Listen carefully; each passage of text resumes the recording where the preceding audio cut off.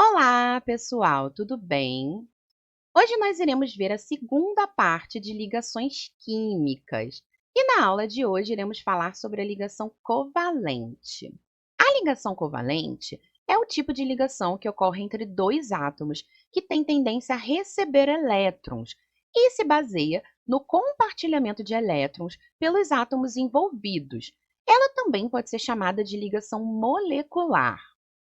Então, se nós estamos trabalhando com átomos que precisam receber elétrons, a ligação covalente vai se ater ao hidrogênio, que apesar de estar no grupo 1, não é um metal, e aos ametais, ou seja, os elementos do grupo 13 ao 17, que nós temos à direita da nossa escadinha. Então, estes são os átomos que nós veremos envolvidos em ligações covalentes.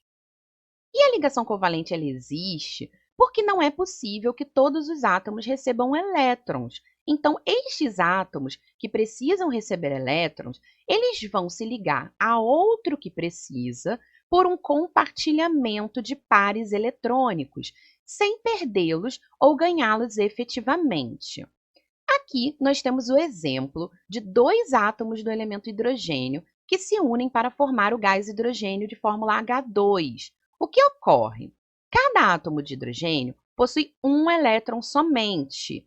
E esses átomos de hidrogênio, eles irão se aproximar e irão estabelecer uma ligação química, onde ambos irão compartilhar dois elétrons, ou seja, um par de elétrons, que possui dois elétrons compartilhados. Então, esta é a ligação entre dois átomos de hidrogênio. Lembrando que o hidrogênio ele se satisfaz somente com dois elétrons, porque ele atinge a distribuição eletrônica do gás nobre hélio, que possui dois elétrons em sua camada de valência.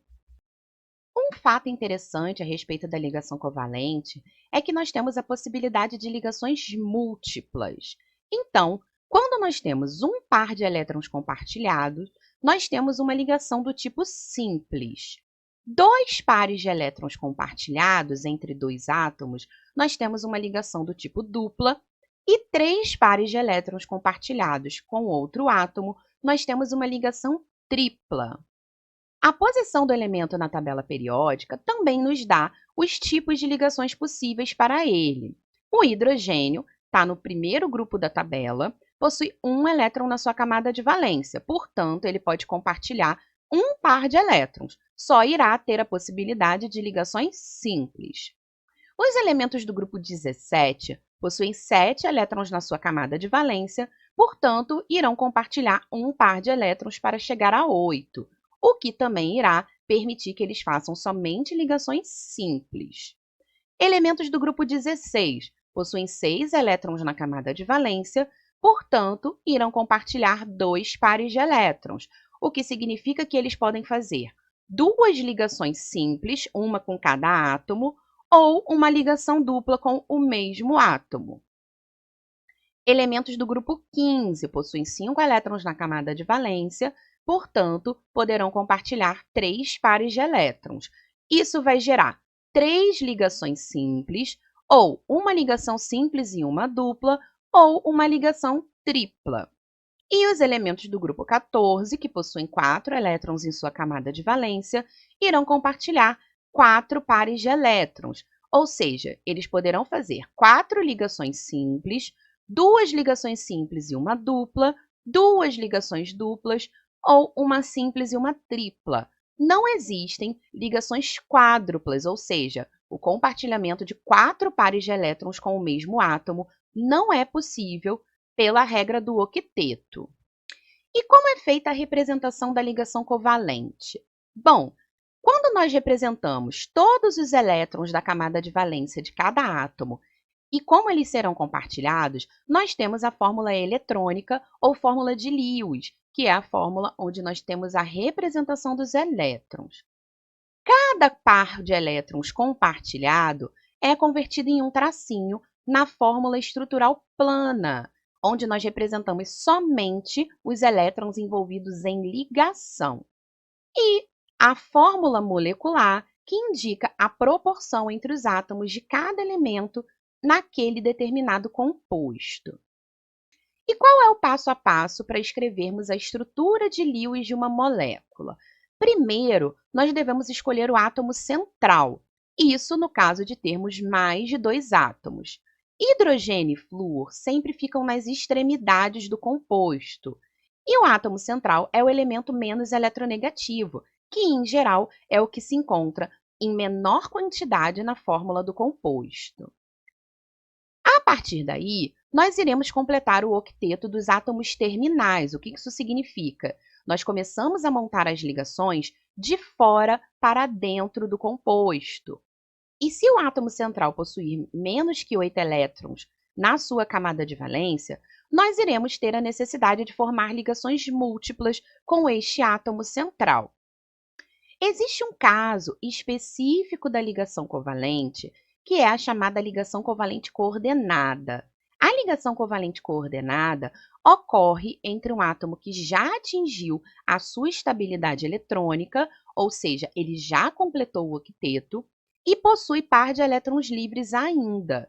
E este átomo precisa se ligar a outro ou outros átomos que necessitam de pares de elétrons para completar a sua camada de valência.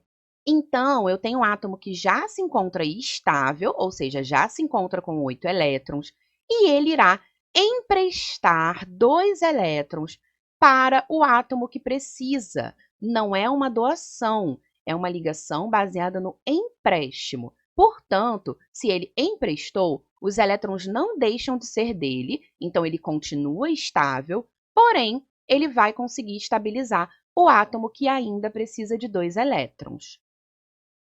Importante, não há nenhuma diferença entre as ligações covalentes comuns e as ligações covalentes coordenadas.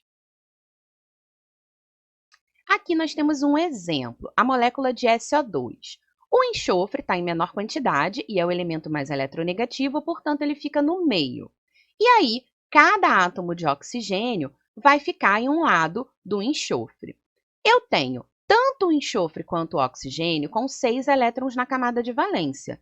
Então, se eu começo a ligação pelo lado esquerdo, eu irei precisar compartilhar 2 elétrons entre o O e o S, o que vai gerar a estabilidade do oxigênio da esquerda, mas também vai atingir o octeto do enxofre. No entanto, nós sabemos que a molécula de SO2 existe. Então, para que eu consiga ligar no outro átomo de oxigênio, eu pego um par de elétrons do enxofre e faço uma ligação covalente coordenada, que eu posso simbolizar na fórmula eletrônica como uma setinha. E aí, este par de elétrons será emprestado para o oxigênio da direita, portanto, vai conseguir atingir o octeto deste átomo.